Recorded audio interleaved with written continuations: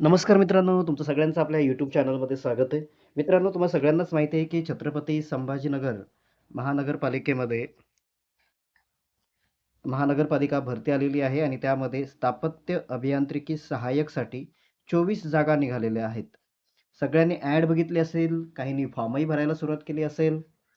मला वाटतं कालपासून 18 तारखेपासून फॉर्म भरणं सुरू झालेले आहेत.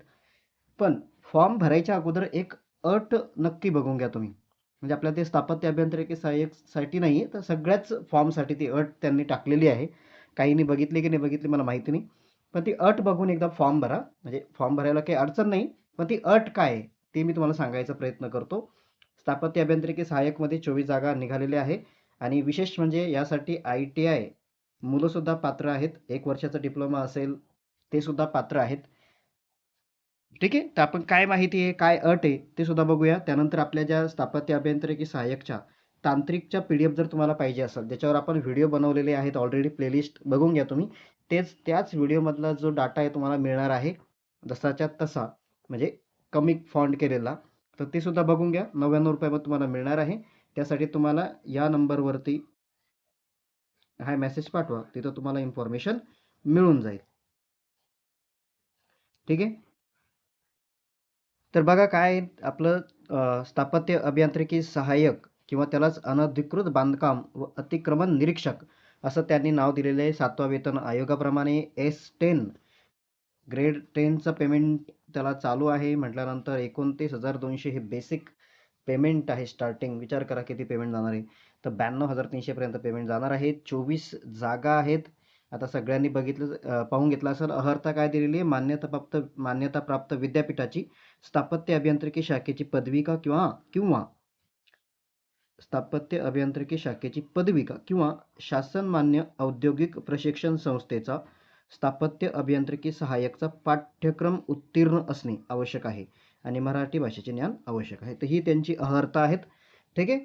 पण त्यांनी काय केलेलं आहे, एक अट टाकलेली आहे. ती अट आपण पाहूया काय येतं. फॉर्म भरताना एकदा पूर्ण जाहिरात व्यवस्थित वाचा. त्याच्यानंतर फॉर्म भरा. नाही तुमचे पैसे वाया जाईल. कारण पैसे एक तर लुटायचा धंदा लावलेला आहे. 1,000 रुपये मुलांकडून घेत आहेत. कसे फॉर्म भरतील मुलं याचा विचारही सरकार करत नाहीये. तर आपण अट पाहूया. अट हे 7.4 मध्ये दिलेली आहे बघा. काय म्हटलेलं आहे? जाहिरातीस अनुसरून प्राप्त झालेल्या अर्जांची संख्या वाजवी प्रमाणापेक्षा जास्त असेल.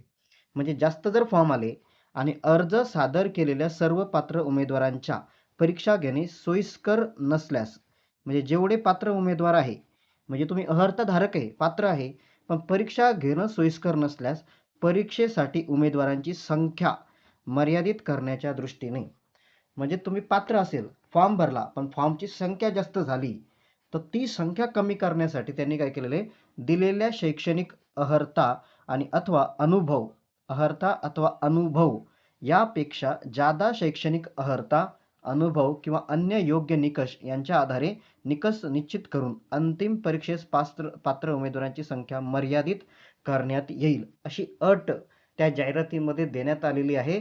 ते एकदा तुम्ही व्यवस्थित वाचा. ही अट का दिलेली आहे मला कळालं नाही. फॉर्म भरला जाणार तुम्हाला.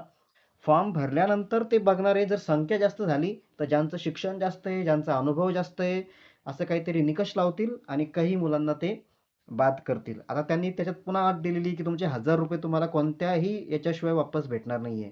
म्हणजे तुम्हाला ते पैसेही परत देणार नाहीये. असं त्यांनी म्हणजे इथं सांगितलेलं नाहीये. पण त्यांनी सांगितलेलं आहे की फॉर्म भरताना तुम्ही जे चलन देणार आहे ते तुम्हाला वापस भेटणार नाही, असं त्यांचं सांगणं आहे. म्हणजे फॉर्म रिस्क भरा असं म्हणणं आहे. पण आता ही अट कशासाठी देण्यात आलेली आहे हे मलाही सुद्धा कळालेलं नाहीये. तर ही अट आहे. ही अट एकदा व्यवस्थित वाचा, व्यवस्थित समजून घ्या आणि त्यानंतर फॉर्म भरा. मला तरी वाटतं असं करणार नाही ते. प्रत्येकाला चान्स देतील. बट जर जास्त संख्या झाली तर ते काहीही करू शकतात. कारण त्यांनी जाहिरातीमध्ये ऑलरेडी अट दिलेली आहे. तर ही अट होती. हेच मत मला तुम्हाला सांगायचं होतं. जाहिरात येऊन आता 2-3 दिवस झालेले आहेत. सगळ्यांनी व्यवस्थित जाहिरात वाचून फॉर्म भरा. त्यानंतर आपली तांत्रिकची जी PDF आहे ती आपण आता, पहिलं मी 200-200 रुपयाला दिली, आता तुम्हाला ₹99 मध्ये भेटते. एक टेस्ट सिरीज सारखं तुम्ही त्याला करू शकता. टेस्ट सिरीज सारखं तुम्ही त्याला रेफर करा. आपण टॉपिक वाईज घेतलेले आहे.